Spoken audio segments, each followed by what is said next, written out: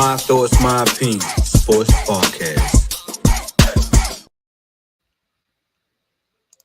Yo, what it is? Welcome back to another episode of MTMO Sports Podcast, Doug. And yes, it's been a minute. It's been a while. I haven't sat in this seat in probably about almost 2 months now, yo. And can't lie, it feels good to be back in this seat because I have a special guest, and we're about to have one of the dopest episodes that I can possibly produce, yo, because this young lady has been putting in work.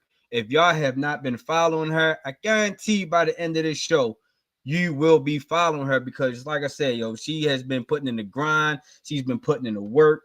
And now I just really want everybody to understand her story. Got to understand where she come from, all the struggles, all the bad times, and even all the great times that she has been putting into this basketball world. So most definitely, I cannot wait to introduce her to y'all. But I ain't been here in a while, so let's go ahead with a little rant real quick. You feel me, yo?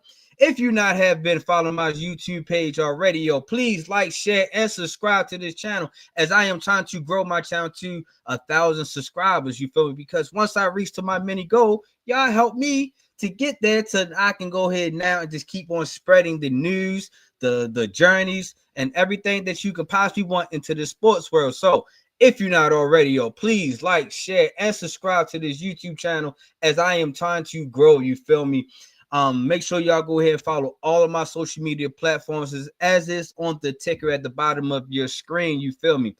Also, if you have not already known, but please make sure y'all go ahead and follow my nonprofit organization, Walk a Mile in Our Shoes. We are out here trying to serve the community, to give the community what they actually need. You feel me? Whether it's a food drive, clothes drive, personal hygiene, back to school drive, we do it all. You feel me? So make sure y'all go out here and follow Walk a Mile in Our Shoes as we on all social media platforms, as we have 3 locations. We have North Jersey, South Jersey, and we also here in Baltimore. You feel me? So make sure y'all go out here and follow the movement because I guarantee you will not be disappointed with this nonprofit organization because you never know, yo. Our nonprofit organization might be coming to a city near you. You feel me? So, all right, got a little bit of the rant, and like I said, yo, I got a real dope special guest, yo. She is calling all the way from Texas. We're about to figure out which part of Texas she's all about. You feel me? So please, just put everybody. Let's go ahead and let's go. Make sure we rush to the comments. Make sure we share this episode as we bring it on Miss Autumn Rain. Miss Autumn, how do you feel today? Hey, how you doing? I'm happy. I'm excited to be on the podcast. Excited to share. I post my workouts, but I don't think people know too much about me. So I'm excited to get the opportunity to tell y'all about myself. Trust me, they by the end of this show, they're gonna know who you are, and I think they're gonna really appreciate the content that I have been watching that you be posting. So don't worry, this we're about to get the people knowing who you are anyway. So, like I said, you are from Texas. What part of Texas are you from? I'm technically from Missouri City, but so the outskirts of Houston. I just like to say Houston. So yeah. Go ahead and claim Houston, man. I'm pretty sure Houston is gonna most definitely claim you. I definitely think. I mean, I went to school in Houston. All my AAU teams, everything. I was always in Houston. So Okay. So, tell us what it's like growing up in Houston for you, or at least the outskirts of Houston. What is like growing up there for you? for me, I had a pretty calm, cool upbringing. Just my mom raising me and my 4 siblings. My 3 siblings. I pretty much spent all my time playing outside. That's how I got so athletic. I spent every day I played outside. I played football with boys outside, played basketball with boys outside. I used to race people. They would be on the bike, I would be on foot, and I would just race. I was just always outside my whole childhood until I could get into a sport. That's what's up. That's what's up. So you say the mom has is 4 of y'all. So are you the oldest, middle child, youngest child? Who I'm you the middle child. I'm the middle child. I got child? 2 older siblings, one younger. Okay. So what is like for you being that middle child? You know what I mean? Because is your 2 other siblings, older siblings, is in the sports or no? So I'm the the only athlete in my family. I'm the only one to play sports. My mom didn't play sports. My dad didn't play sports. Neither did my older siblings. I was really the first one to get that going. Okay, okay. So being a middle child, what was that like for you? You know, what I mean, was you always picked on? Then you couldn't wait till you finally got a younger sibling so you can pick on them. So what was that? What was that beef like? Or I not beef, mean, but when you're the middle child, it feel like I mean every kid might feel like they have it hard. When you're the middle child, it feel like you have it the hardest. You know, the youngest kid always get their way. The older siblings get away with everything. But anytime I do something, it's the end of the world. I get in trouble at school.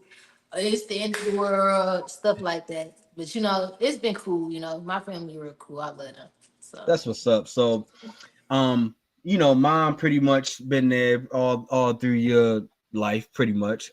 So what is mom like? How is mom to you? Is she like the most important person to you? Tell let's get a little bit about mom. Let's give her some shout out. Definitely much love to my mom. She behind the camera right now. She supports me in everything that I do. You know, she didn't grow up playing sports or around sports, so I wouldn't say she just like she supported me the best. Supports me the best way she can. You know, she didn't know about AAU, none of that stuff when I was younger. But when I told her I wanted to play a sport, she found a way for me. She was at the YMCA. She found a YMCA team. She found trainers for me when I wanted to play. Like you know, like I really love my mom. Like she supported me in everything I do. She's never told me anything that I couldn't do for her. Like she's the ultimate inspiration. And you know, my mom is a trainer. She's a group fitness trainer. And my dad, he's also in really great shape too. So when it comes to athleticism, if I have any questions, a lot of times even when I'm coming up for my workouts, I'll ask my mom, "Hey, I'm trying to, I had knee pain, or I want my quads to be stronger. I need help with this." I can always go to her and ask her, and she'll help. That's what's up, man. Big shout out to mom. Hey, mom, in the back just sing. That's Oh, and I didn't even mention she was a single mom trying to get me to all my games as a kid. Like much love, single mom, 4 kids, making it work. And keep in mind, I didn't only play basketball. I was in track, soccer. She made sure I was at everything. I honestly don't know how, but she did it, and I'm here today. Hey Playing man, ball. single moms be doing it big, man. I grew up in a single mom house too. I'm the oldest out of three of us, so I'm pretty much I was the athlete. I was the football, basketball, a little bit of baseball. I ran track a little bit also, so I know that the work that moms put in the back behind the scene and stuff like that. Because my mom didn't know nothing about sports either. She just knew that I loved it. I wasn't going to stop playing it, so she would just put me into everything that I wanted to play in. So shout out to moms, man. You know, what I mean, moms are the backbone of athletes these days. A lot of people don't understand, like, you know, like we have like Lamar Jackson. His mom is his agent. I'm pretty sure his mom put him in every little thing that she can possibly can. And I'm pretty sure your mom is probably going to do the same thing as for you as well as you continue to grow into your sports and stuff like that. So on your downtime, what you like to do? What is Autumn favorite to do when she ain't worrying about hooping, she ain't worrying about training? This is your off day. What do you like to do? What is your downtown like? If I'm being honest, the You way ain't I've been gonna lie. riding this summer, it's no downtime. It ain't no downtime. I don't really like to take. I don't like to take days off. You know, my mind is constantly. How can I get better? How can I get better? Hoops, hoops, hoops. I can't. I just can't stop my mind from being that way. So if I'm not working out, I'm rewatching the workout, or I'm watching the Final Four games. I'm watching Division 1 games, watching the ACC games, watching WNBA trainings. Like I'm always, if I'm not playing basketball, I'm watching basketball. But I would say I like to cook. I like to cook my healthy meals. I would say that's something that I enjoy. That's off the court. Is real fun. It's that's another thing I can get in my flow in. I can get in the flow in the kitchen. It's almost just as fun as playing basketball. Okay, okay. So what's your favorite dish that you like to make yourself on your downtime? I never thought about that much. No, no, I know. This Okay. is cheesecake. my protein cheesecake. Okay, so what is I do a little bit of yogurt, some pudding, add some protein powder. I cut up some strawberries. I put some graham crackers on top, and put some cinnamon on there. It's so good. I have a major sweet tooth. I could no? eat that. I could eat that about 3-4 times a day. Okay. I'm most definitely gonna have to try that out. You gonna have to make that for me because I'm pretty sure you got your own little special way how you do that. But I gotta try that out. I gotta try I that out. post the recipes. It's easy. You could try it yourself. It takes me like 5 minutes to make. How many grams? It had like 40 grams of protein. I try to make sure I eat everything high protein, so it's pretty good for you. You got a sweet tooth. Okay, all right. I'm gonna have to check that out. Um, when you getting yourself ready for a workout, ready for a game, stuff like that, what type of music you like to listen to? How do you get your mind set into that mood? Definitely rap music because I like I go hard in my workout, so I need something intense. I like to listen to like Young Boy, Lil Durk. I like listening to Kevin Gates. Some of his music is motivational. Some of that New Dallas like Zillionaire Doe, my 10700. They make like real motivational rap music, so I like listening to stuff like that. And like it make me go hard when I'm. Okay. I mean, the last time I had interviewed a female athlete, she was like Megan Thee Stallion. It was like hella. It was like all females. It was like Megan Thee Stallion. It was Glorilla. I was like, sheesh. Like, no dude, just no love in your playlist. She was like, not really, but from time to time they do. But that's pretty dope. You know what I mean? So, if you are trying to really focus into that mindset, who's your go-to artist that you could just be like, yep, this is my mood, this is how I'm feeling? My go-to Kevin Gates. Kevin Kevin Gates. Gates, probably, I could tell you the song too. Kevin Gates, Renewed Ambitions. I feel like that song, like just everything he's saying, y'all got to tap into that song. I listen to that. Even if I'm doing a lift, if I'm about to go to my last set and I know it's going to be hard, I'll turn that song on and just get to it. Okay, that's what's up. That's what's up. All right, now this is about to be the hard questions. These are the questions that I feel like this is how you're going to get your audience and stuff like that. What's the major league sports you are into? NBA, NFL, WNBA, MLB. So I only watch, but go Astros. I missed a lot of school when the Astros won games, but I don't really watch baseball or football for just basketball, mostly WNBA, mostly Okay. WNBA. I like watching the wins. I like Paige Bakers. I feel like she's the best in the WNBA right now. Ooh, I feel like she's the best basketball player. Period. you're great to start some controversy now. Since we here and you feel like Paige is the best, like throughout the whole league. I think she's the best right now. The best Ooh. point guard in the point guard position. All She's right, the point best. guard. I was getting ready to say. So you telling me she's over Asia? She's over Nah, I, Nafisa. I like watching and studying point guard. So I say she the best point guard right now. All right. Respect to So everybody else. you picking her over Caitlin Clark? Absolutely. Why is that? Thank you. Finally, somebody's on my page. Oh man, here we go. Why Yeah, are I feel you like picking Paige? Caitlin's a great shooter. She's a great poise player. But the thing I really like about I watch Paige a lot. I watch her college games. I watch her WNBA games. I feel like she's a really she's just the greatest pure point guard. She could pass. She could score from all three levels. Her IQ is just insane. I feel like her IQ is insane. She's poised. She makes smart decisions. She doesn't make a lot of bad decisions. She doesn't make a lot of risky decisions, and her ability to score. I feel like in college you could see her ability to pass, play, make, just be a general on the floor. But since she's been in the WNBA, what did she just score? She just had like a 40 some point game. Like she's going Yeah, crazy right now as a rookie. I just feel like can't nobody stop her right now. I'm not seeing a lot of stuff that she's doing wrong. I can't lie. Paige most definitely over my eyes this year. I can't lie. If I was the guy to go back, I remember right before the draft, I had picked Olivia Miles over Paige Beckers, only Olivia, you because like watching Notre Dame? yeah, of I course. love watching Notre Dame. I watch their games almost every night. And see, the reason why I bring this up because you kind of fit into what I'm about to get into in a second. I like Olivia Miles because Olivia Miles, like her goggles, I feel like it's her special powers because she got I think she has the best vision that I have seen from a female point guard since maybe, hmm, I want to say like a Cynthia Cooper.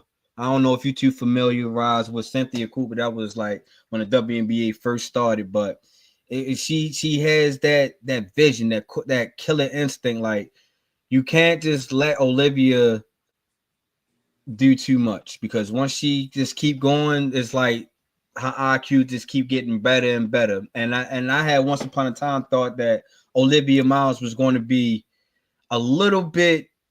Dude, I thought she was going to be the number one pick over Paige Beckers because I felt like her and Enrique could have hit it off a little bit better. But now that since I seen Paige step into the WNBA, I kind of glad that they didn't listen to me. And I'm kind of glad that Olivia stayed another year because Paige is totally different. Like I seen her work in college and the UConn was most definitely missing her when she went down with her ACL injury. Yeah. But the way she came back and the way she's holding herself is like, yeah, I can really see her being the future of the W. Now, the reason why I watch Notre Dame, because like I said, I've been watching your clips for a while. I've been studying your game. And your game really reminds me of Hannah Hendigo. Yeah. I Like, watched like the way she plays quick and aggressive. When I yes, found out about her, I was like, yeah, she reminded me of me. I like could do that. I could do that. your game, y'all games are almost similar a little bit. Most definitely, y'all are dogs on defense. Passing lanes, nobody can't really make mistake with y'all because y'all most definitely jump past lanes bro very quick, can get to the basket strong, can most definitely shoot also on all three levels because I really think you're a really efficient shooter. um and like I said, I think you are one of the most dangerous point guards once you get your feet in the paint. Once you get your feet in the paint, I really, because you are so explosive that nobody's really going to really out jump you that much unless they're a little bit taller than you. Like you said, you can tell you have a lot of speed on you because the way you get to your spots quicker than some of the defenders.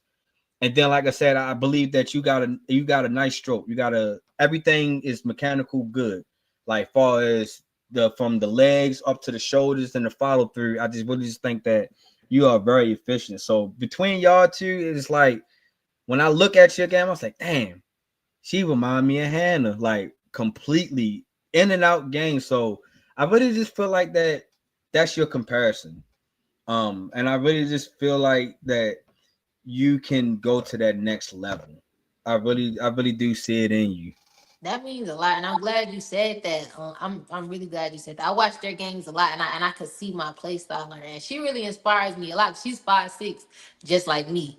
And a lot of Right. people say when you're 5'6", don't go in the paint. We don't need you to get in the paint. Don't try to lay it up over the bigs in the paint and it's like that, or you're too short, or this and that. But you see her like she one of the top. She was one of the top dogs. She one of the top guards. I think what is she like the second in scoring in the ACC, something Yeah, like she that. I came number think two in she's a scoring, and I real think she finished inspiration. around in the top 10 in scoring throughout the whole nation. Yeah, so I enjoy watching her play. I'm glad you could see me, doing the same great things. I feel like with the way I play, I could mold myself into being this like a high level player, just like that. Right. So what year are you going into your college year? Is this gonna be year two for you? Year three? It's gonna be year two. Year two. All right. And what college do you attend? I'm starting my first year at South Puget Sound, Okay. And where's that located? Washington State. I'm gonna be across the country. Oh, okay. Is this your first time being this far away from home? Most definitely. This is the furthest I've ever been from home, but I'm excited. I'm not And excited for the cold weather out there, but I'm ready to go. I'm ready to hoop. I was going to say, Washington State, they get a lot of rain and it gets a little nippy out there. So you think Yeah, you're I'm going pretty to be sure ready? most of during this end season is gonna be snowing a lot outside, which is unfortunate. But hey, I'm just here to hoop. That's what's up. So what made you go there? What made you go across the country to go there? Well, I went to a different school last year. I went to Southern University last year. Hmm. Not gonna lie, that experience kind of really two times my work ethic. I didn't really enjoy it too much over there. So I was training this summer. I was telling Coach Ken, I trained with him at Woodward's Training Academy. I was telling him, like I really want to hoop. Like I love hooping. I didn't really love the experience over there. I really want to hoop. I don't know what I'm gonna do. I had no idea what school I was gonna go to. Not gonna lie. He said, you know what? I know somebody. He made a call for me. And then next thing he said, I'm putting a good word for you. They checked out my film. They gave me a call. They said they saw my videos that I post and stuff like that. So guys, if y'all don't post yourself, get yourself out there, guys. It can benefit you. They were like, yeah, we saw your stuff online. We want you over here. So they offered me, and I said, you know what? Like the program sounds nice. It sounds like they want to win games. It sounds like they just as passionate as I am. So I went on and committed. That's pretty dope. That's pretty dope. You know what I mean? And it seems like that it was a mutual feeling. You wanted to hoop, they wanted a hooper, and then now it's just like bridging that gap. And what are you expecting your first year playing for them? Honestly, I'm expecting great. I'm me personally, I'm coming in as a whole different player than I've ever been at any point in my life. I'm more locked in than ever right now. So I'm coming in super focused, super determined on winning, just determined on being the best possible player I could be and the best possible player that school has seen, to be honest. Like I'm coming in a dog. I'm hungry this year. So I'm Okay. expecting like we're gonna win games. I can hear it in your voice. I can most definitely hear that in your voice right now. So let's talk about last year a little bit. Let's talk about what was it like playing in your first year at the college level. Well, I mean, first year college. Let's see. How am I gonna answer the question? I'm not gonna lie. Last year, it wasn't an ideal year. Like as I mentioned before, I'm the first person in my family to ever play sports. So when it came to picking a school, I didn't know how to pick a school. Not gonna lie, I Okay. didn't do too much research on the schools before I decided to commit. When I got there, it wasn't ideal. We didn't have a gym. So when I saw we didn't have a gym, I kind of saw what kind of year that was gonna be. I learned a lot though. I saw as you played like we played like Pearl River. They're one of the top JUCOs in Mississippi. We played some pretty tough schools, and I saw like it's levels to it. It's pretty it's levels to the game, but I felt like I can compete, so I kept working hard. Despite the fact we didn't have a gym or anything like that, I wouldn't say we didn't win a lot of games. I kept my head down. I was always in the gym, first one in the gym, last one to leave, and I told myself, I'm gonna find me a better school, and I'm gonna go to work. I ain't gonna let the year go to waste. I'm gonna stay down, grind every day while I'm here. We went to like a gym across the street. Anytime I could get in there, I was in there and I was working. I was like, all right, bet. I could play. I could hoop. I could play at this level. I think I could surpass this level. I could go and play Division 1 basketball. So I'm gonna stay down and then you know go to work. All right, you just brought up a great two things that I want to ask you about. Number one, the first thing was when you realized that the school didn't really have a gym really. What mindset that really puts you in, especially as you coming in as a hooper, you coming in to play on this basketball team, but then you looking around like, well, where the hell we gonna hoop at? So And what was your mindset on that? at first, I was like, what? I was confused. I didn't know. And then um I'm not gonna lie, it was rough. It was rough. It was kind of rough for me. Not gonna lie, it was pretty rough for me. Being that we didn't have a gym, I guess it was under construction or whatever. Like it was kind of hard for our team to really Gel. gel, because we're not Mhm. in the gym together a lot. We don't have a lot of on court chemistry. It was rough. And when you're really good at something and you really enjoy doing something, and then you go and then you're like the situation and it's less than ideal, it's kind of hard to thrive when you can't really, practice as much as you want. So at first, like mentally, it was rough for me. But I just rewatched my highlights and stuff like that. And I was like, Autumn, you're good at what you do. Just keep going, keep your head down. Hard times aren't forever. You like Mhm. just stay down, keep hooping, just don't stop. Just don't stop hooping, and something good will come out of it. And something great end up coming out of it. I end up going even harder. I end up starting recording myself and gaining the audience. I end up with a new scholarship at a new school, opportunity to play somewhere else. So just staying positive, even in kind of a negative situation, really helped me. Just believing in myself and believing in my ability and believing that, as long as I'm working, this basketball thing will work. Right. And that's the positive mindset that you have to have. And I'm glad that you was able to, keep your mindset positive throughout the the stormy days pretty much, because I always tell, even when I was coaching and when I tell my kids now, it's like storm don't last forever, and storm don't means disaster. Storm always means like the rain is helping the grass grow a little bit better.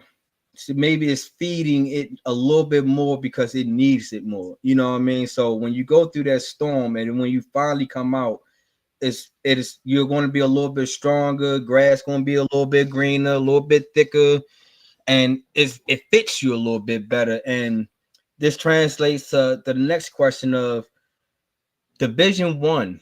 You said you can really see yourself playing Division 1. If a Division 1 school was to call you, what school would you want it to be, and what would it take for them to say, for you to be like, yes, I'm coming to actually play for your program? So the question is, what school do I want to go to, What and school would you like to play for in D1, and what would it take for you? What would it take for them to actually get you there to play for them? to play. Mhm. Um, I used to have a dream school, which was Jackson State. I don't have a dream school right now, but I do enjoy watching the ACC. I watch every ACC game. I watch every SEC game too. But any school in the ACC, even Notre Dame, they love guards. If you want the best guard, I'll be the best guard. Like, come play me, I'll be the best guard. Whenever I think Olivia transfers somewhere Yeah, else. it Hey, is now with if you need somebody to TCU. step up to the plate, I do whatever it takes. But Yeah, for what I think it would take for me, if I'm playing division, what would it take for me for a coach to want to play me?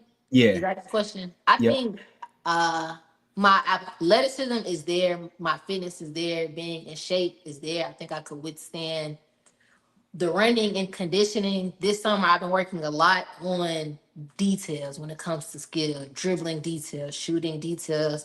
I think I think that's there. IQ is the main piece that I've been working on. When I watch the games, I see the high level of thinking that they have to have. So I think just just to be around that IQ, I'd be able to adapt. Once my IQ grows, I think I could be a great player on anyone's Division 1 for it. Just knowing how to make the right decisions, making them fast, it's really about decision making. I think that's what separates, when your skill is there, that's what separates the different divisions. Like from Hmm. even from mid-major Division 1 to high level Division 1. Everybody has a skill, everybody has athleticism. I think it's just the IQ. And I work a lot on my skill and athleticism and on my IQ. So as long as my IQ is growing, I feel like the ceiling is no ceiling. I could go as far as I want. I'm with you on that one, and I really just think that it's a lot of opportunity now for athletes to make it, and even if they doesn't make it to D1 on an initial try. I think that now the way how platforms and NIL deals and the way that this generation have, because growing up for us, it wasn't this easy. I mean, it was just like you pick the college. That's the college you hopefully you can go to, and you pretty much stand there for your all 4 years. Versus now, We have transfer portal and all type of different stuff. this is like golly, it is just I say sometimes it makes it difficult for people that's maybe in your situation, I mean, trying to make it to the D1. Well, with all this transfer portals and NLL deals, this is like some coaches be like, well, let me wait to see what this lady gonna do first before I go down into this pool and stuff like that. That's why I say, like, it's I ain't gonna say it sucks, because I love to see college players get their money and get their opportunity. But when you have people in the background say, hey, what about me? What about my opportunity as well? It's just like, I just think that the transfer portal and NL deals just kind of messed that up just a little bit. You know what I mean? So that's just how I kind of view things. But most definitely, I can see you. I see you playing on TV soon. I can most definitely envision you playing into a D1, because, like you said, the work that you put in, you're trying to heighten your IQ. You're like, what it takes to play a D1 team. Now you just got to pretty much keep putting your work out there so everybody else know that you know how to play, D1. And I think that you're on the right path in my eyes. Nah, Um, so you going to like your second year. What now you're going to a different school. Um, what is the expectations? Does the school have a gym? Is it hoop ready for you? And what type of expectations you're going into your sophomore year in college? So based off my freshman year, I definitely learned a lot. It's a lot I learned. So even in the recruiting process, I make sure multiple phone calls, Zoom meetings. Is there a gym? Y'all have a shooting machine? Do y'all have a full team? I made sure I asked all the right questions. And I think I'm pretty much with the program. I think the program is set up for success. I think that they had a winning season last year. I know we have a whole like everybody's new this year for the most part. Okay. New recruits from everywhere. And I just believe I'm set up for success with where I'm going. And no matter what situation I'm put in mentally, I'm ready for success. So success is the goal, honestly, no matter what. I'm mentally prepared for whatever. But I think my team, we're gonna have a pretty good season. I'm not gonna lie. I think we're gonna be good. Okay. Have you even met some of your new teammates yet? We had a Zoom call. I've been talking to my one of my teammates because I'm rooming with her, but I fly out to school on Monday. That's when we really start. That's when we start our week for summer, our conditioning, the last little summer workouts, and our team bond. And that's when I really get to know them all the way. But so far, everybody seemed cool. Everybody seemed passionate about the sport mostly, which is what I really care about. Everybody seemed passionate. Okay, okay. Are you looking to be like the team leader, since everybody is new, pretty much? Are you looking to be the vocal team leader, or do you see yourself as a team leader? No, definitely. I definitely am a natural leader, and I've been in roles where I've had, as a point guard, you have to be a leader. Like that's a part of the position. So I study point guards. I watch point guards. I watch their interviews. I watch the way they train. So I think I know what it takes. I definitely know what it takes to be a leader on the court and off the court. So I'm definitely planning to come in communication, leading, first one to practice, last one to leave. I want to make sure I know all my teammates, their strengths, their weaknesses, and just make sure I can set us up for success. Okay, okay, that's what's up. And like I said, I like that. I mean, I like when point guards become the natural leader, even though they are the natural leaders. But you got some point guards that's probably not the best leader at all times. You know what I mean? And some point guards get a little selfish when they do become leader, get a little bit big headed and stuff like that. How do you keep your composure on the court? What makes you, when things is going a little bit sideways, points ain't dropping really, you just struggling. how do you keep your composure and keep staying confident? So, okay. So one, I'm really big on the team aspect of basketball. So I feel like if I can't get it done, I feel like I should be able to trust in my teammates to get it done. If points start dropping, I'm gonna find a way to be effective no matter what. If I'm not dropping points, I'm gonna be a pest on defense. Y'all gonna hate to see me coming. Nobody's scoring. If I'm not scoring, nobody's scoring on me. I'm making sure nobody's gonna score. I'm after every loose ball. I'm diving on the ground. I'm for the rebounds. I'm making sure I'm effective in every way po- possible.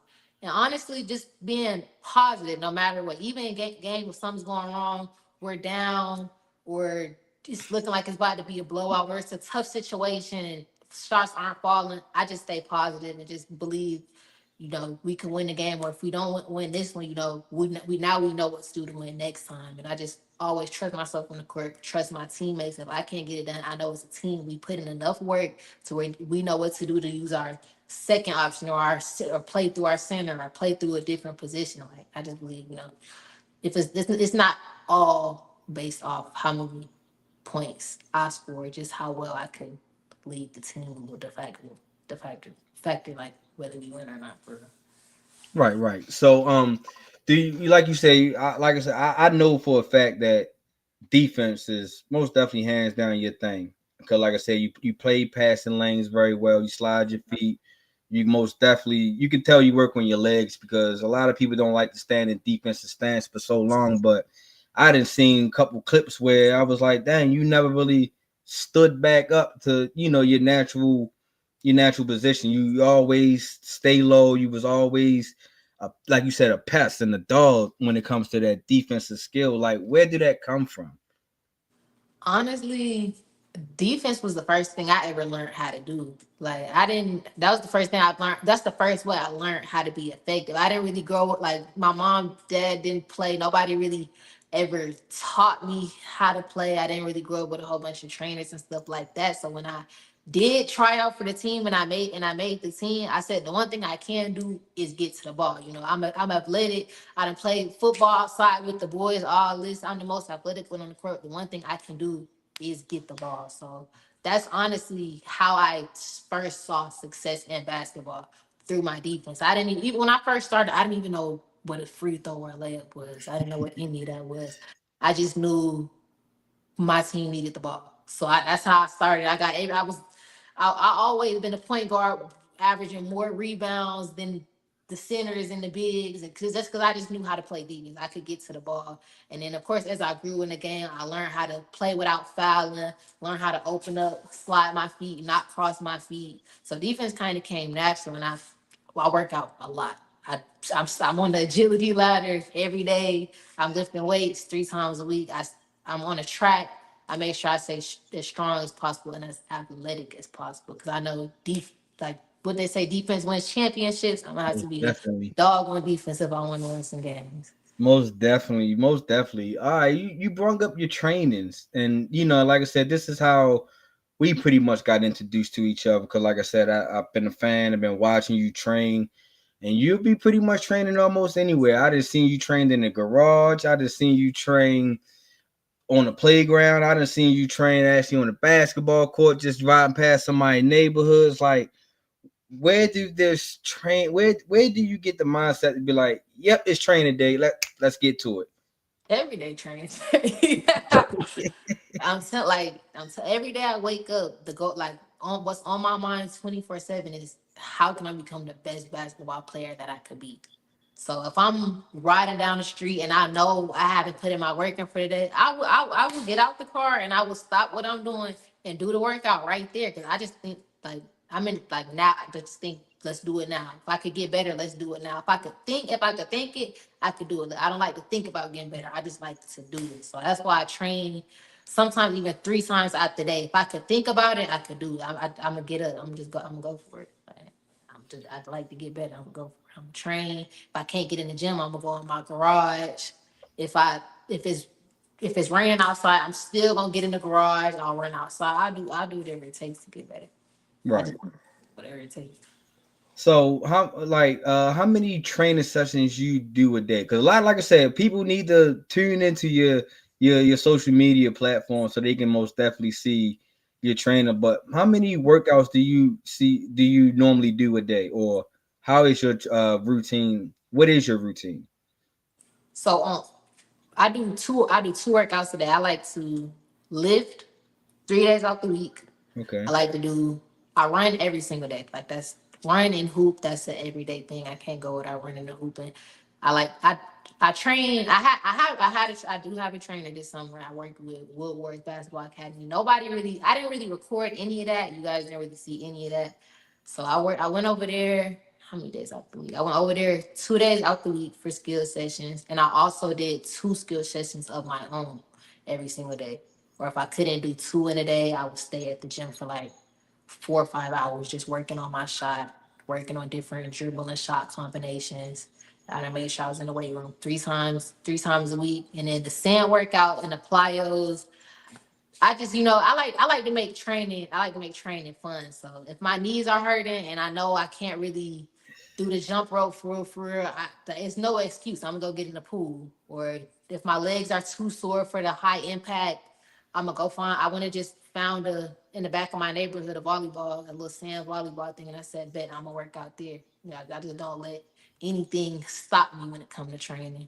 Or like, or I'm gonna find the hill if I wanna really get in shape. The hill was gonna get you right on defense. If I know I want to keep getting right on defense, I went to the hill. I don't even know how many times I went to the hill, but any opportunity or way to get better that I can see, I'm gonna utilize it. I see you getting a lot of love up on these comments. I don't know if you've seen a lot of comments that been popping up. I You haven't got, I you see got what you. one of somebody named Coach Dante said, "What's good? My Oh, favorite it's player." good, Coach Dante. Shout out to Coach Dante. Shout out Coach Dante. He's another sports podcaster. He been I've been rocking with him since high school. He been posting my content stuff like that. He put a lot of excitement around my name. He made me really excited about playing the game. Not gonna lie. So shout out Coach Dante. Good That's stuff. what's up, Coach Dante. Keep putting her in that spotlight, man. We got to get her out here in this spotlight. Yeah, shake Um, yourself out. Cool. so when you be training, do your siblings, do your mom train with you, or you pretty much like a solo trainer? I'm pretty much solo when I'm training, but I like to invite them. Like I've invited them to some sand workouts. I try to invite them to the hill workouts, but I know they're not trying to die out there. But this is my mom's studio right here, Rush 30 Fitness. Sometimes I do her workouts, or I'll do her train the stuff she does for her training for extra training. So I work out with my mom sometimes. Okay, that's what's up. That's what's up. So, um, when you be working out with your mom, does she be having the list for you, the stuff to do, or do you already have your own little workout routines and you just like to use her facility? So normally I write my workouts down like the night before. When I'm working out with my mom she's a pro. I don't need to write down the workout if I'm doing it with my mom. She's just as in shape as me. If you wonder where I get my beast mode from, I get it from my mom. Everything I can do, my mom, especially she probably could do all that times five. So working out with my mom, I don't need to think about anything. I know it's going to be a good workout. All right, Coach Dante. Yes, sir. She's very underrated player, true point guard, and all around basketball player. I'm with you on that, Coach Dante, and this is why I had to interview her because she is most definitely underrated. I can see that the underdog is pretty much your forte right now. And I can most definitely see that you're a hungry dog as well. Um, so yeah, coach, I'm with you on that one. She most definitely becoming my favorite player as well. Um, so let's talk about high school a little bit. You know, what I mean, have during your high school times, did you win a championship, and what was your high school basketball team like for you? So people don't know is I really wasn't even too serious about basketball in high school. Okay. Well, how do I say this? Honestly, I just played. I just played for fun. After I made my middle school team, I was like, "Bet I tried in high school too." For the most part, I always just played off my natural athleticism. Like I really Hmm. didn't know that much about basketball for even in high school. I made my first year. I made my freshman team. Second year, I was on JV. I just was hooping just cause it was fun.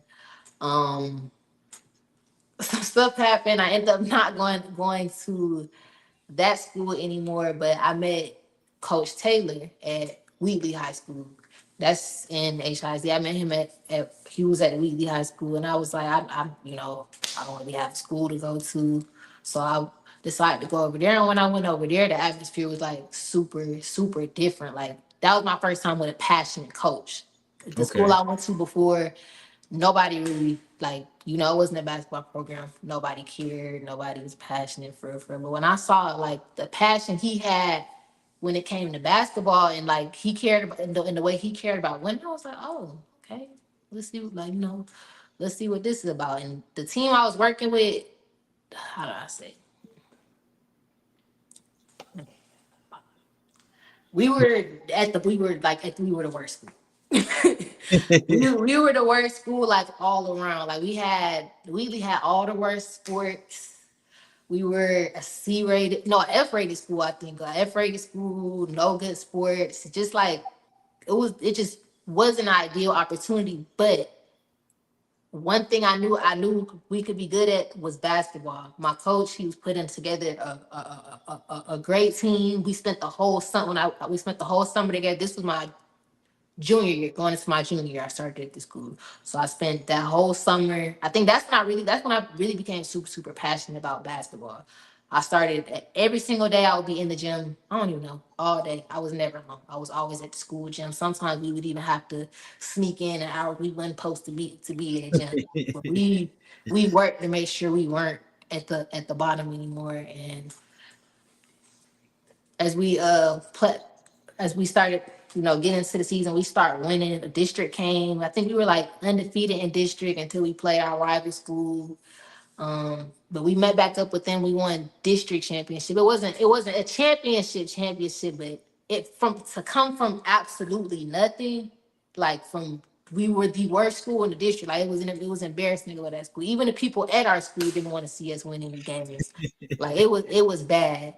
So the fact that we could come together and win games and win first place in the district and the fact I could take my school to the playoffs for the first time in like 14 years. I think it was like I don't know how many years, but we hadn't seen a playoff in like years. But the fact that I can bring us to the playoffs 2 years in a row was cool. It was fun.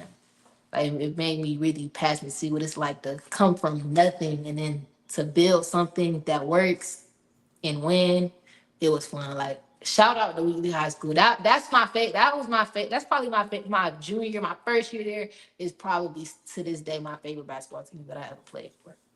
Okay, Coach Dante came on and said basketball is the only team that's good at Wheatley's ladies and men.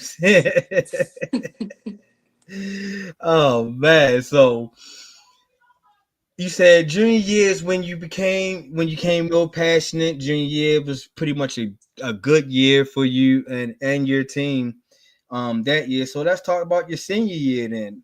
Like you had a great year, you got them to the playoffs. Your junior year, what is like for you your senior year now? What type of energy are you bringing now?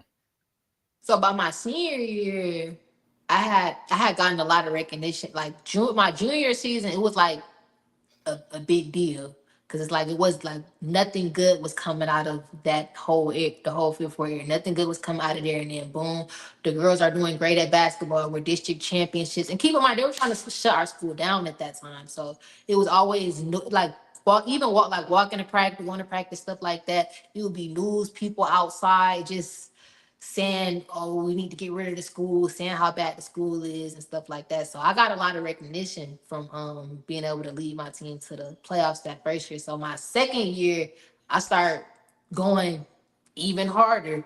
I remember me and my coach would stay at the gym till like 9 at night, 10 at night, putting up shots, doing stuff like that, just working as a team.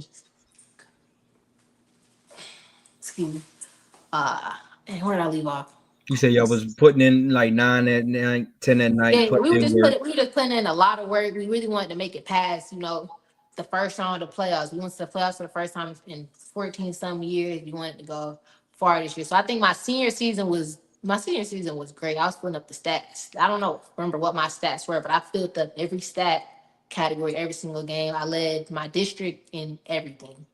I led my district in points, offensive rebounds, defensive rebounds, triple doubles, and the double doubles and assists. I led my district in every single stat category. So it felt like a pretty good winning year. We didn't end up going too deep into the playoffs, only the second round, but it was still a fun experience, and I got to really grow a person like individually as a player. That's pretty dope because we got Coach Dante said she was an awesome her senior year. She went crazy. Which Um, what's the highest you can recall yourself scoring in high school? high school, my last game, my the second round playoffs, I had 25 points, 13 rebounds, 2 blocks. How many? I don't remember. That was like my craziest stat line of Okay, I think I like seen that clip because I playoff. remember seeing the clip where you said it gave those type of stats up there. So I think I watched that game, a little bit of that clip of that game too, and you did go crazy. I can't lie. I think that was the game where I think you made it came out with like 3 to 4 steals, and they couldn't even get across half court. That was that was the crazy. I was like, yo, That she was not definitely my even letting craziest them get stat across line. half court. It's crazy. Like, golly, I ain't gonna lie. If I was the opponent on the other team, I probably would have clipped you.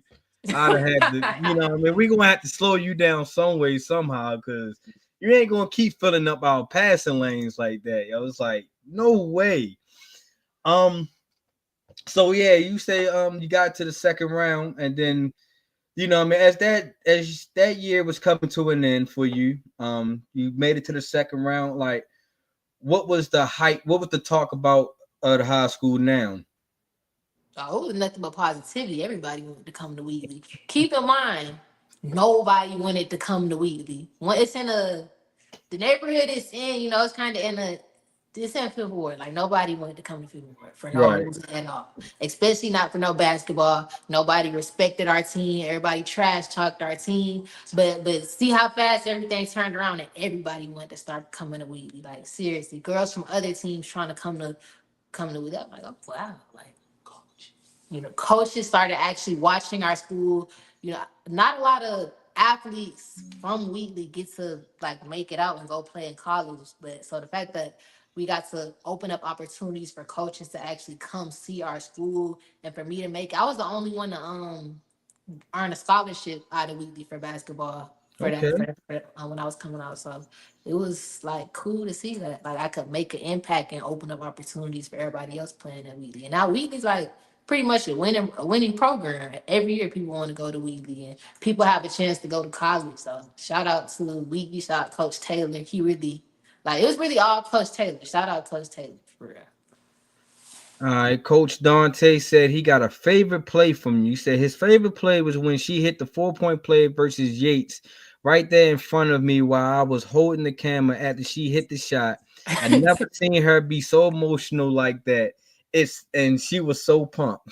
you, Nah, Coach, I remember that. do I you remember remember. that? Like, can you break down that play real quick if you can? Yes, so if you don't know, Wheatley and Yates are rival schools. It's Third Ward, it's Fifth Ward. Third Ward Yates, Fifth Ward is Wheatley. Every single year, that's the biggest game of the year. Just everybody from both neighborhoods comes to the game, and it's really a pride thing. It's really all about pride. And Yates is our rival every single year. I think we were down. We couldn't get a point.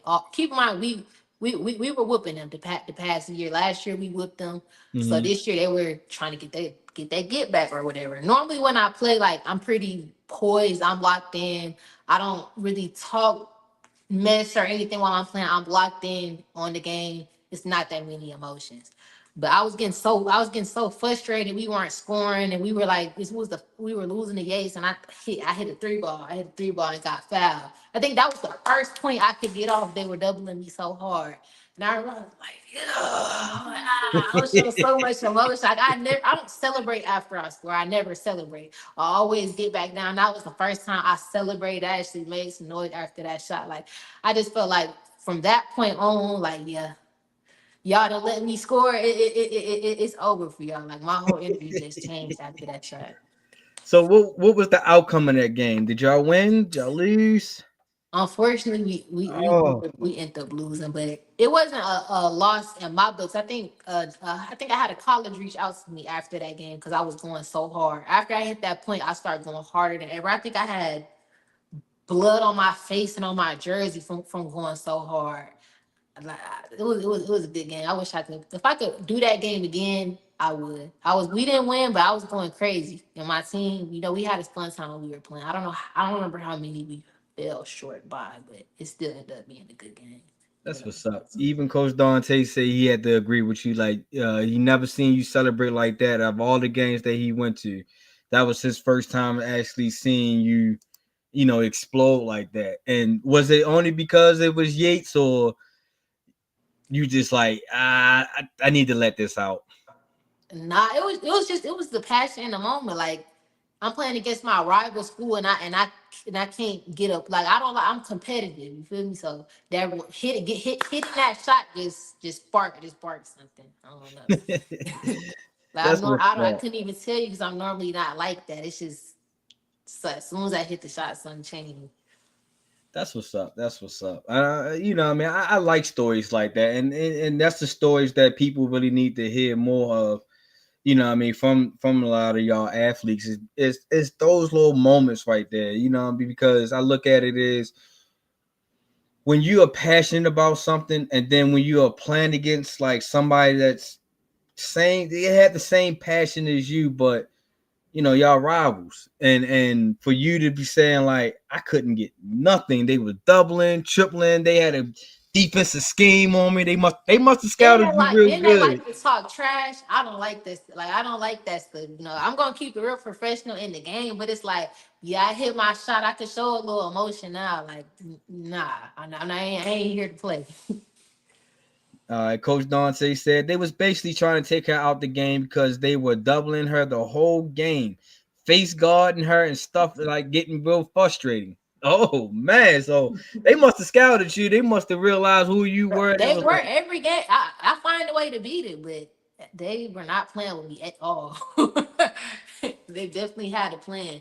I remember I was on the court. I could hear their coach saying, their coach telling them foul her, foul her. They were not trying to let me touch the ball at all. They felt like they was out there trying to kill me.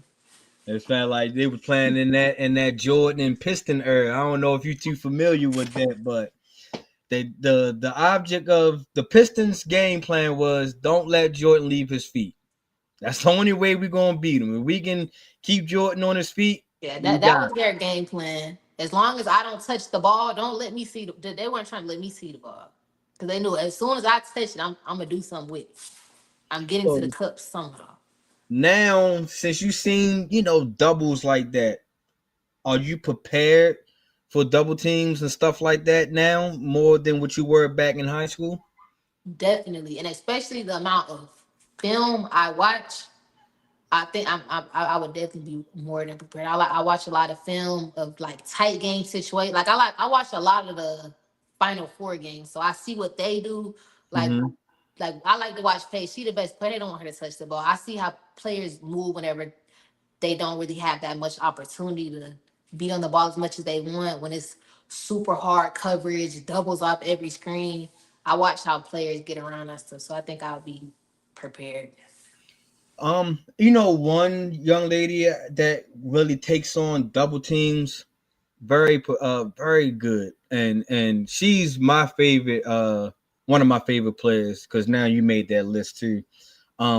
Is Juju Watkins. Yeah, she cold. The way she handles any type of defensive pressure. I mean, she doesn't crack a smile. She doesn't really And show she's so you. nonchalant with it. Yeah, Like, I and like it. She And was. that the way that the people like couple you could say last year because she didn't really get hurt until towards the end of the season, but the way they was throwing double teams at her because the way that Juju can beat you in so many different ways. She can beat you off the dribble. She can beat you when she doesn't have the ball. Most definitely off the screen passes.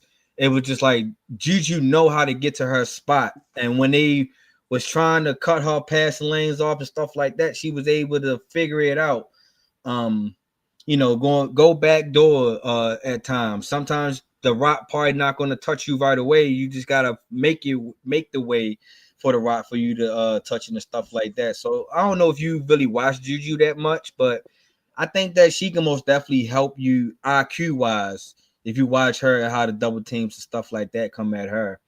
Like I said, Paige is most definitely on the right foot because Paige is, as we can just see what she's doing in the WNBA. And like I said, I'm one of the guys that I didn't see Paige being like this, at least in her rookie year, but she's most definitely handling um her money. So that we talked about you playing high school, we talked about college level. Do you see yourself playing professionally? Ooh, Absolutely. yes, that's what I'm talking Absolutely. That's about. the goal. That's the Why do you, if I how do, I do. I'm gonna make it happen. with how not how because I'm pretty how can I phrase this question? All right, so Coach Dante got us with another one. I like Alyssa Thomas, the way she take the triple double machine, someone that can score without even having a jump shot rebound. I like Alyssa Thomas as well, You just Coach. had a big game. I heard you just had a big game. Alyssa Thomas is most definitely she is a surprising sometimes. Don't get me wrong. Alyssa Thomas played was one hell of a college basketball star during her time in college. Um, the way she's played the game now, I just think the way what I like from Alyssa Thomas is that way that she can slow the game down her speed. Because everybody look at her as a bruiser, and like a point forward. I look at Alyssa Thomas as a tough shooting guard, can most definitely get to her spot, and her IQ is most definitely on point. So that's what I get out of Alyssa Thomas. I don't know if you watch Alyssa Thomas that much. What's your opinion on Alyssa Thomas? That's not a player I study too much. I'm not even gonna hold you. But she's definitely talented. One of the best in the league. Yeah, I'm with you on that one. But if you was to go pro, well, when you go pro, let's we're gonna speak it into existence. When you go pro, what what do you think? All right, no, let's go back. When you go pro, do you think that females will get paid more than what they're getting paid now? By the time I go pro, I would hope. I definitely would hope, but I think with the way sports is going and the way women's basketball specifically has been going, I mean, I would hope they do something about that pay rate. They should. It wouldn't make any sense not to. It's getting so much attention nowadays. Like people are actually starting to respect the women's basketball, which I love, and it's starting to get the recognition it deserves. So hopefully, that the pros start getting the pay they deserve. Yeah, they most definitely need to get that pay. I hope that CBA agreement most definitely gets done this summer. I don't, well, not this summer because they don't play during the winter, but I hope during the winter they get the CBA agreement together. I They most definitely should get paid. I like women's basketball a little bit more right now is because of the fundamentals. It is way more fundamental in female basketball than it is male basketball. Despite that, most women is not dunking. They're not gonna be doing too much flashiness and stuff like that. I love y'all games because, like yourself, you pay attention to detail oriented things. I'm gonna work on my footwork. I'm gonna work on my jump shot. I'm gonna make sure my elbow is tucked. I'm gonna make sure that my shoulders are squared. And then that's where a lot of females, that's how they play. in my eyes. Y'all are very fundamentally sound when it comes to basketball, and I think that that's why a lot of people kind of fall asleep on female basketball. It's because they're not used to watching fundamental games. They are used to watching the flashiness, the and ones, the dribblers, and stuff like that. And that's why I like female basketball, because it's you're gonna get everything that you're supposed to get out of basketball.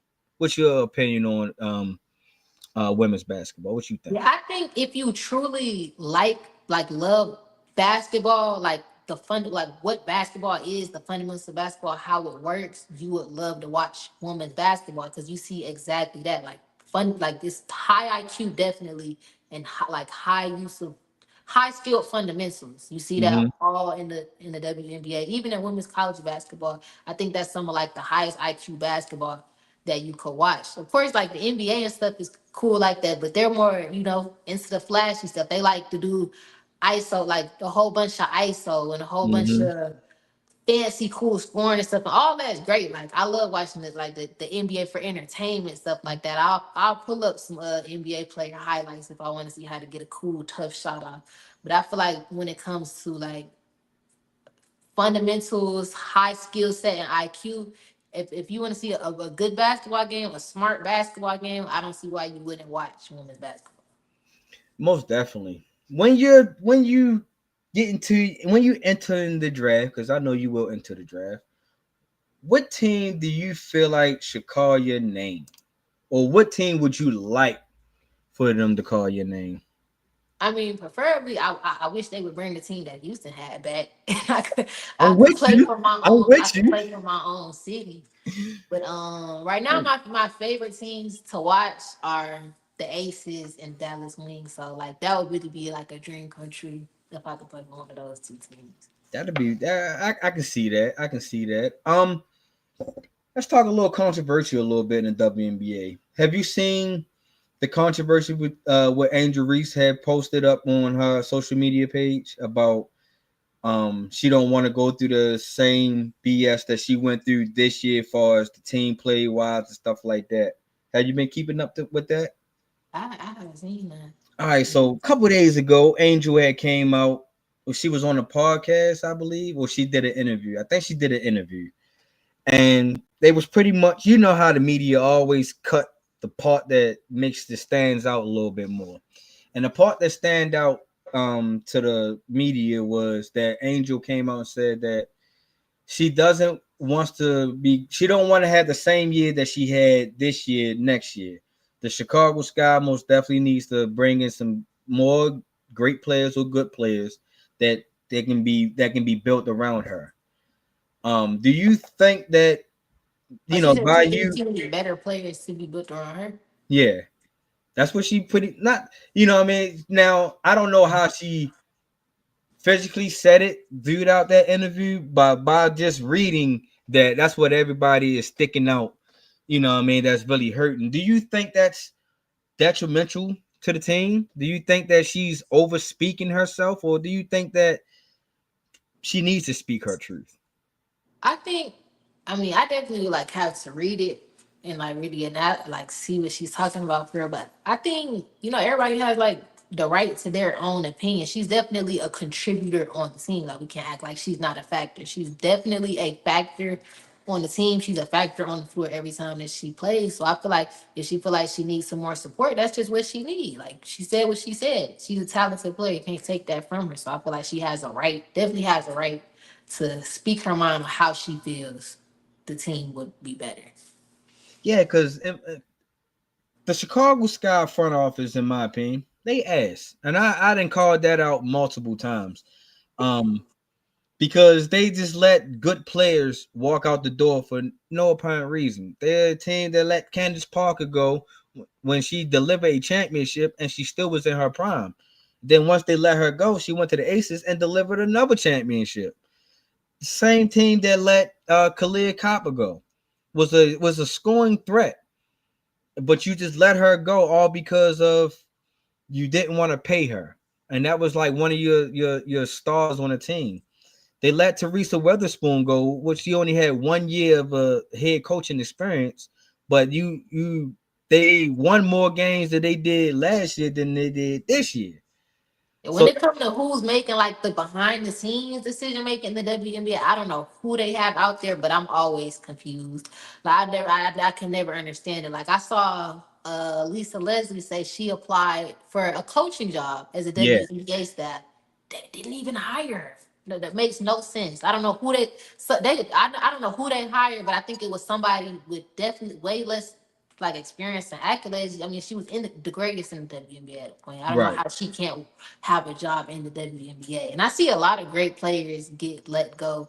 Like I was watching I used to watch Deja Kelly a little bit while she was in college. I saw when she Yes. was out there, like she was out there hooping and got let go. I don't ever understand any of that stuff. Yeah, just like T Cooper. She was a baller when she was playing with the Sparks, but I mean, eventually she got let go, and she never stepped foot back into a WNBA team. And I think this is like her fourth year she been out the league now. And So I think that just goes to the fact that they need to just keep expanding. I know they are starting to expand, but expand it's a lot of talent out there that they just letting go to waste by not having enough teams out there. yeah, and this is the reason why I really feel like that the WNBA has to expand their depth chart. In my eyes, need to expand their roster, and eventually, yeah, you bring in. I say two more teams. Most definitely the Houston Comets, because that was one of the teams, the original teams that started the WNBA. And I believe that they should most definitely should bring in another East Coast team. Um, can't quite figure out which city would help generate more revenue for the WNBA off the top of my head right now. I most definitely would love them to have one in Baltimore, but we ain't get I one. was just about to ask where would you wanted to be at? You wanted in Baltimore? Of course, I would love one in here in Baltimore, but I still go down and support the Washington Mystics as much as I can. I'm most So definitely a fan. we were just talking about injuries. Angel Reese is from Baltimore. Are you like? I know a lot of people hate on her. How are you? Like, are you an Angel Reese She is fan? I know my she's from she Baltimore. is my favorite player right now. All right. I love anybody from Baltimore. I'm rooting for. I'm never gonna go against them. I'm a Angel It's Reese good. It's fan. good that it's a male supporting Angel Reese. I know she gets a lot of hate mainly from her, so it's good to know that you No, support I most definitely her. support her. I do a lot of I get a lot of backlashes on my YouTube channel about me supporting her. People be saying I don't know the game, I don't know the IQ and stuff like that. I'm like, I have been watching Angel Reese since she was in high school, since she was playing at St. Francis. I actually went to one of her games, and she was a dog then, she's still a dog now, and it's just that Baltimore way in her, you know what I mean? But I support all Baltimore. You see, I'm a Ravens fan. Um, I support Angel. I support Javante Tank Davis. Um, I support Melo, even though he wasn't born here, but he was raised here in Baltimore. I support Rudy Gay. He's a Baltimorean. So yeah, we had some great talent coming out of here. And I supported Baltimore to the fullest. Nah, that's what's up. Um, Before I let you go, let's talk about the generation underneath of you. You know what I mean? You telling them your inspirational story. What type of gem that you would drop on them? What conversation you would let them know that, like, hey, I done this, so y'all need to just pay attention and what I mean, live your keep balling out. What information, what type of knowledge you would drop on them? I would definitely say it's never too late and anything's possible with work. Just put in the work. You know, a lot of people comment on my videos or they'll text me and they'll say, is it I'm this age? Is it too late? Or I didn't make the team. Is it too late? This and that. You know, some people you may have a bad year, you may have a bad season, you may have started late. Like me, I'm considered kind of starting late. I wasn't playing AAU at like 5, 6, 7, 8, 9, and 10 like everybody else. You know, it's never too late. If you want to hoop, just start and put in the work. And once you put in the work, things will get better. Things will change. Opportunities will open up. Just every day, put in the work. And you could be the player that you dream of being. Just put the work in. And Most definitely. no limits to it. Most definitely. And like I said, you most definitely putting in the work. Keep on putting in the work. And let's talk. Let's share your podcast. Your platform, your social media platform, so everybody else can most definitely see your work and your content. Let everybody know where they can catch you at on your social media platforms. So you could catch me on Instagram and I think on all platforms. Autumn Rain B. Autumn Rain B on all platforms. On TikTok, it's Autumn Rain B5. But you can find me on Instagram and YouTube with Autumn Rain. I post every single day, so y'all tap in. Make sure y'all please go tap into Miss Autumn Rings. I guarantee y'all will not be disappointed. Y'all will love to see her hard work. Everybody that's watching this episode right now, because we got a lot of people watching it. Please, if y'all haven't already, and if you're not already, go follow her social media platforms. You will not be disappointed. Y'all will most definitely fall in love with her game just as much as I did. I guarantee y'all, man. Miss Autumn, I appreciate you for coming in on this dope episode. I appreciate you coming in on your spare time and stuff like that. I know you getting ready to pack up to go for college. I wish you nothing but the best. I hope we got to most definitely stay in contact with each other throughout your years. Send me some of your clips. I'm always down to keep posting you as much as I possibly can. I appreciate you a lot. I enjoyed this episode, like our chat. It was good to talk. And I appreciate how much you believe in me and your like the support. I appreciate it a lot. It means a lot to hear like the good words and the belief that you had in me to hear somebody believe in me the way I believe in myself and put me on their platform. I appreciate that a lot. Most definitely, most definitely. You're always welcome back anytime you want to give us an update. Um, Whatever the situation is, if you want another story, another episode, it's all yours. The platform is yours. Just let me know when you're ready. For sure. Hey, y'all, guarantee y'all go please follow one of my new favorite basketball players, Miss Autumn Rain. Go follow her social media platforms. Make sure y'all go out here and follow her games. But when you get your schedule, make sure you send me your schedule too, so we can, For sure. keep posting you up and all that good stuff, Autumn. All right. All right, I got you. I bet. Hey, you go ahead, enjoy yourself. Like I said, I greatly appreciate you tapping into this episode, man. We gotta have you back. Yeah, we'll stay in touch and have a episode 2 for sure. Maybe after my season, mid season, who knows? But we'll we, stay we in can we can touch. go ahead to after your season. I want you to make sure you stay focused, stay locked in with school. Keep the academics, everything on point. So we'll touch bases. We'll do another episode once your season is over with. Bet it. I'll be looking forward to that. All right, bet. Appreciate you. There we have it, y'all. What I tell y'all, I was going to give y'all a dope episode for Miss Autumn, yo. A real hooper out of Houston, Texas. You feel me? A true baller, a true scholar, a true athletic a player, yo. So make sure y'all go out here and tap into all her social media platforms. I guarantee you will not be disappointed. You feel me? And this is it right here, yo. I appreciate everybody that tapped into this special episode. It was pretty dope. You feel me? Like I said, it's my first time sitting in this chair in like 2 months, and we got a dope episode on. You feel me? So make sure y'all go out here and share and just keep on playing this episode, yo. The goal is to get this episode into triple digits. We gotta share Autumn's story. We gotta make sure that the world understands that we got another true hoop out here. So make sure y'all go out here, like, share, subscribe to this YouTube channel and to this episode. And make sure y'all go out here and follow me on all of my social media platforms. Whether it's on Instagram or TikTok, you will follow me at MTMO underscore sports podcast. Whether it was under Facebook or X, you can follow me at my THTS my opinion. And make sure y'all go out here and follow the nonprofit organization Walk a Mile in Our Shoes, where we are a dope nonprofit organization that's out here giving back to our communities. You feel me? And OG, I'm glad you caught this episode too, my man. I told y'all I keep on dropping heats and I'm gonna keep on coming with the heat. You feel me? So as always, yo, I catch y'all. We're going football season is back, so we most definitely gonna be kicking an episode every Friday. From here on out, we're going back to the normal schedule. You feel me? So Make sure y'all tap into me next Friday. You never know, might have another guest, or we might go ahead and just keep talking football. You feel me? But make sure y'all tap in next Friday, 6 p.m. Eastern Standard Time. And y'all already know where y'all can catch me.